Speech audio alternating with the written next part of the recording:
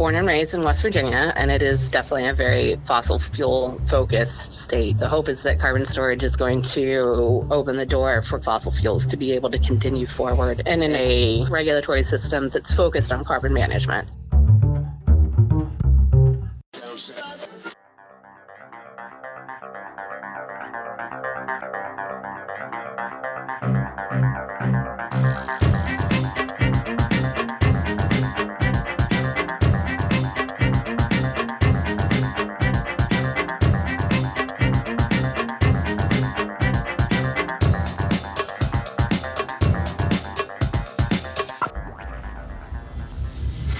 This is EnergyCast, and I'm Jay Downhauer. Today we're talking about carbon sequestration, the family of technologies required to permanently and safely keep carbon dioxide buried in the ground. This is one part of the wider clean coal or carbon capture, utilization, and storage technologies. I know a little bit about this from my years as executive director of an association back in Texas. Then, just like today, there are many critics who think this is a waste of time. Why not just build renewables? To that, I would say there is a much better chance of capturing and storing the gigawatts of installed fossil power production than building millions of new windmills and solar farms. The technology is nothing new. Since 2003, the Department of Energy has been supporting 7 regional carbon sequestration partnerships. They have tested wells across the U.S. and Canada, injecting millions of tons of CO2 to prove long-term viability. For years, this group put out a carbon sequestration atlas. The last update, in 2015, estimated that of the 3 billion metric tons of CO2 produced from stationary sources annually, between 2 and 22 trillion tons of storage space is available underground. These geological formations include unminable coal seams and oil and gas reservoirs, which we've mentioned on the show before. You can actually produce more oil by using CO2 like a water flood, what we call enhanced oil recovery. My guests will refer to Class 2 and Class 6 injection wells. Class 2 refers to enhanced oil recovery. Drillers have been injecting naturally occurring CO2 into oil wells since the 80s. In 2010, the EPA introduced the Class 6 injection well guidelines specifically for carbon sequestration, such as these saline formations. The science so far shows that these brine formations hold the greatest potential for long-term carbon storage and might be the greatest untold story for climate change. Not to be confused with groundwater, these saline formations are located miles beneath the surface. The problem here is economics. Who wants to inject CO2 into saline when there's no financial incentive to do so? Back in episode 31, we spoke to NRG Energy, who have a coal plant that sends its captured CO2 to oil fields. There's a financial incentive there, which my guest today confirms. But with saline storage, you just leave it there. One of my guests, Net Power from episode 55, said their economics worked even with the storage expense. If we simply wanted to pay to be green, the marginal cost of one of my plants of putting it in the ground is $5 million a year. He added the power and other industrial gases produced from his process would make injection expense negligible. Net Power, like my guest today, also point out a tax credit called 45Q, passed in 2018, that gives projects $35 a ton for enhanced oil recovery and $50 a ton for carbon sequestration. So even though there is not a carbon tax, this tax credit gives operators a potentially huge financial benefit to put carbon where the sun don't shine. Meanwhile, fossil plants continue to produce energy when the sun don't shine. There may be a future for Americans' fossil fleet after all. My guest today is Andrea McNeamer, the Carbon Storage Technology Manager for NETL, the National Energy Technology Laboratory, part of the Department of Energy. Andrea and many NETL staffers are located in Morgantown, West Virginia. Go Mountaineers. NETL, like many groups at DOE, both conduct their own research and provide funding, what they call cooperative agreements, to private companies and universities. Andrea manages those relationships. NETL is part of the Office of Fossil Energy. Its roots can be traced back as far as 1910, when the Department of the Interior was developing coal mining safety improvements. Now, groups like Carbon Storage are finding ways to make carbon sequestration from coal and other fossil fuels safer and more reliable. I hope you enjoy my conversation with Andrea McNeamer.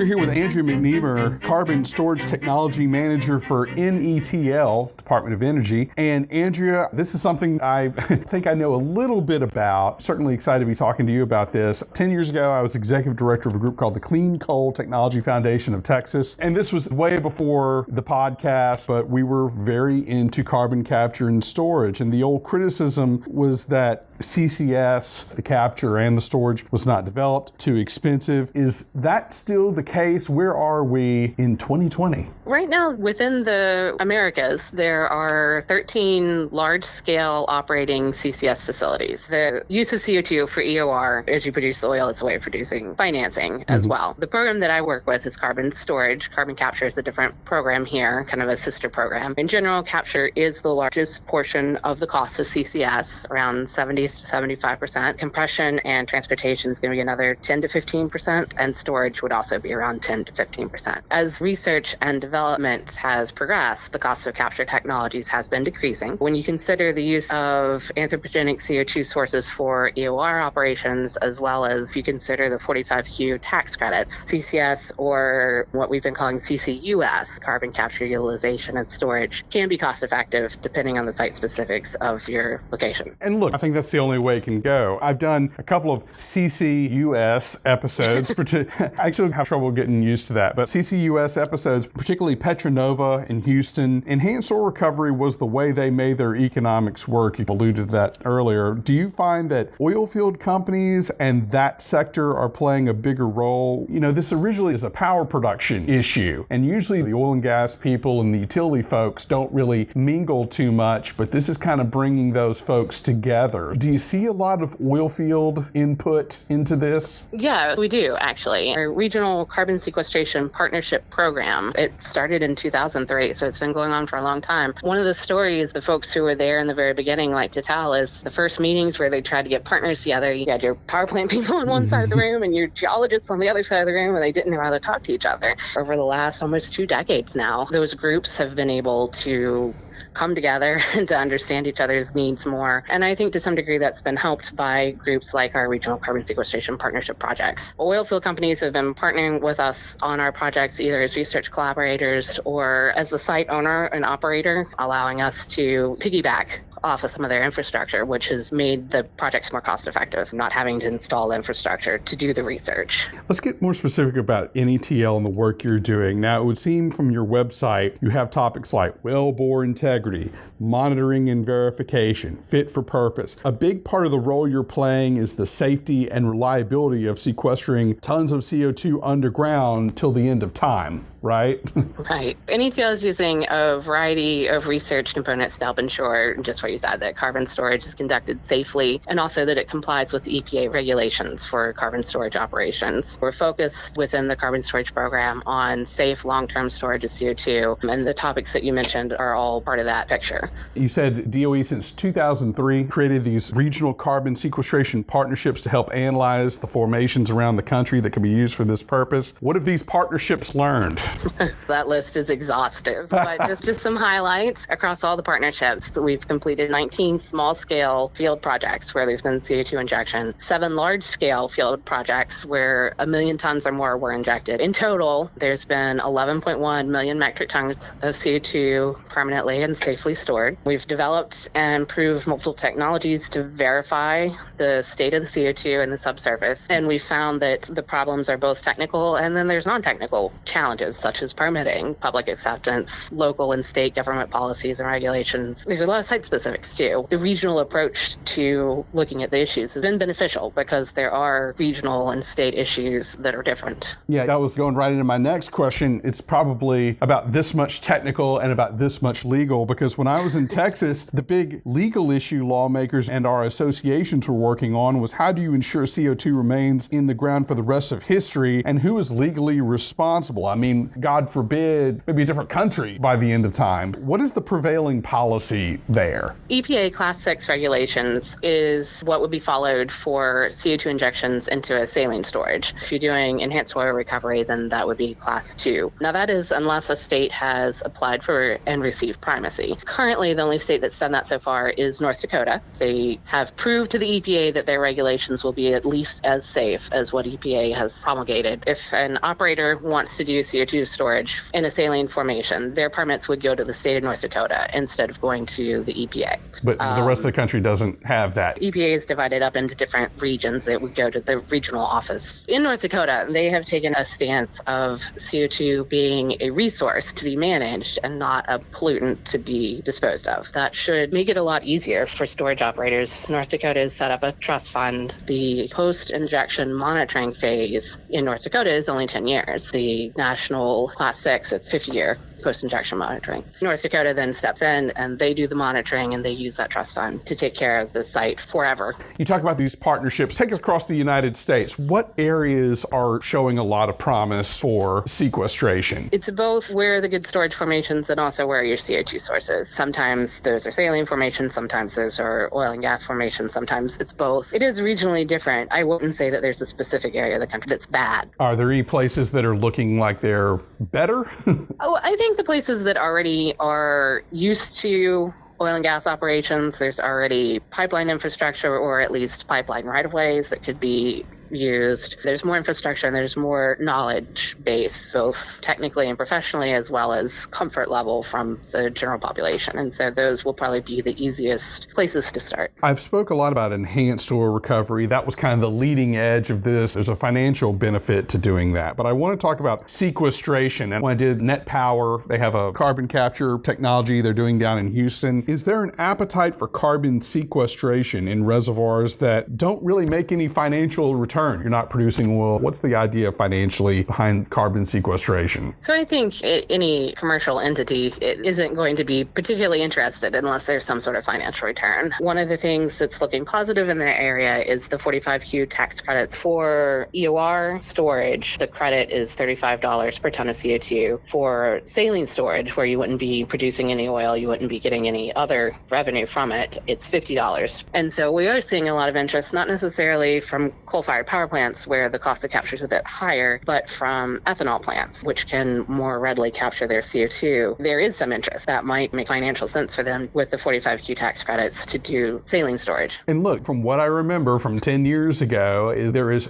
far, far more saline storage potential than enhanced oil recovery. You could stick CO2 down every depleted oil well in the world and it wouldn't even begin to scratch the surface of the saline potential. Yeah, I can't speak internationally, but one of the products we've put out with our regional carbon sequestration partnerships is our carbon storage atlas. One of the things that we showed in some earlier versions of the atlas is if you were to take all your CO2 emissions from the region, you would have like 50 years of storage available in your oil and gas reservoirs, but saline reservoirs, it was multiple hundreds of years worth of storage available. What you said is true. There is more saline storage available. I talk a lot about carbon capture, but we're talking about taking that CO2 and then putting it somewhere. Compression is still expensive and energy intensive. Is there a way around compression, or is there a way to maybe reduce the energy penalty and the costs associated with getting it ready for pipeline and injection? This is much less my area, but in order to efficiently store the CO2, it needs to be supercritical. Compression is a necessary part of that, unless for some reason your CO2 is already at supercritical pressure. I think NETL has sponsored some projects focused on reducing the cost of compression. I talked to some LNG people. They're not compressing gas, they're freezing it. So would it make more sense to cryogenically freeze it rather than compress it? It's kind of like this idea of you don't make ice by compressing water, you make it by freezing water, you know? I don't know. Yeah. Okay. Net Power, we talked about them, was an interesting development for me personally, but one of the topics we've been discussing a lot on my podcast is this idea that all we talk about with carbon capture and storage is how it relates to coal plants. You need to start maybe thinking about doing something about CO2 for natural gas plants. Is there a shift more towards a natural gas capture and storage, at least from the partners that you're working with? Yeah, within storage, the CO2 is the CO2. It doesn't really matter. But I do know the carbon capture program here at NETL has been focusing on both capture from coal-fired power plants as well as natural gas power plants. They are looking at both. What is DOE's role? Is it global technology transfer, developing technologies that boost the economy, saving the environment? I also feel that the mission changes slightly from one administration to another. Have you seen that personally? I mean, just this partnership has gone through Bush, Obama, now Trump. I would have to imagine the mission sometimes adjusts. The flavor of the push behind it may change slightly, but I think within the carbon storage program, the focus throughout all those years has been to provide financial assistance to competitively selected research and development projects that are developing technologies that enable safe, affordable, and secure containment of CO2 in deep subsurface reservoirs, and then to do our best to disseminate the knowledge to people who benefit from it. It seems like a lot of what NETL does is they give out grants and work with colleges and private companies. What is your job day to day? Are you mainly handling research at NETL, or are you working with people who you've elected to give grants to who are developing technologies? How are you managing your time, I guess?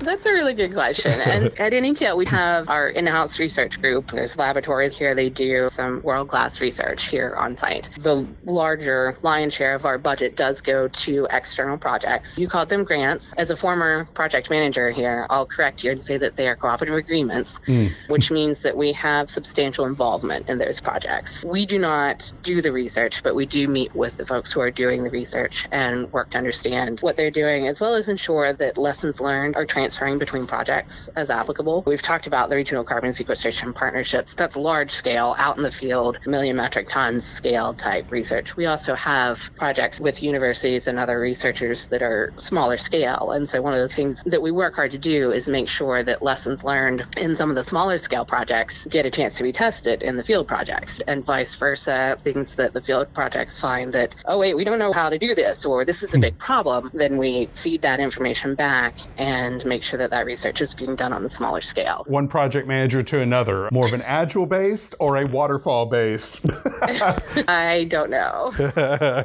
Depends on the person. Andrew, we focus a lot on reducing carbon from sources that emit it, and that's the reason my podcast is called Energy Cast and not Climate Cast or Carbon Cast. But I feel like for those out there that think that CO2 is this existential threat, why isn't there more talk about taking it out of the environment? We're working on ways to slow the blow, or where's the vacuum? One of the things, and it's in the capture program and not storage program, but one of the things that they're starting to look at is direct air capture technologies. So that's an area of emerging research for the capture program. The main setback there is that it's significantly more expensive to capture the CO2 out of the air. The CO2 is much more dispersed. It's much lower concentration than it is when it comes out of a flue gas. But that is something that we're starting to look into. And you know, I had a guest at Naval Research Laboratory a year ago who was working on a way to take CO2 out of the ocean, which is far more concentrated than in the air. Is there any talk about taking it out of the ocean? I guess it gives the ocean more room to sink, maybe going that direction. I don't know. Sorry. That's all right. All I know is that we're doing the direct air capture. You're in West Virginia, which is a coal powerhouse, and I spent time in West Virginia doing natural gas and fracking projects, but I assume they let you go outside every now and then.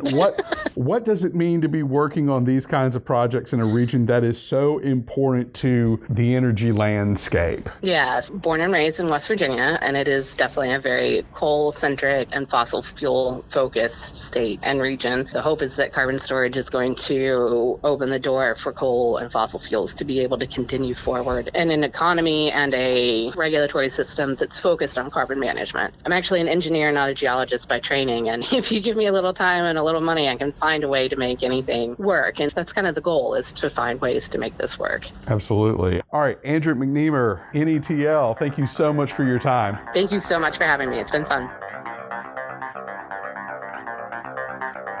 That was Andrea McNeamer, Carbon Storage Technology Manager for NETL in West Virginia. Andrea mentioned the potential for ethanol producers to take advantage of carbon sequestration. That's because ethanol produces pure CO2 as a byproduct. There's no need for costly capture or gas separation technologies, and with those 45Q tax incentives, it's money on the table. I want to thank Andrea for her time, as well as Shelley Martin in the communications department for setting this up. And I want to thank Sydney Hughes, also from NETL, who caught one of my presentations at PowerGen last year for getting the ball rolling. We have another interview with NETL coming up very soon. You can find plenty of pictures on energy-cast.com, as well as on Instagram at HostEnergy and Twitter at HostEnergyCast. All guests are sent the raw and completed audio the week of release. So far, no complaints. Be sure to leave us a positive review on iTunes. That gets the word out. That wraps up episode 79. Be sure to join us next week when we ask, are we living in a grid golden age? With two leading transmission experts. It was from my panel at Distributech earlier this year. Until then, I'm Jay Downhauer. We'll see you next time.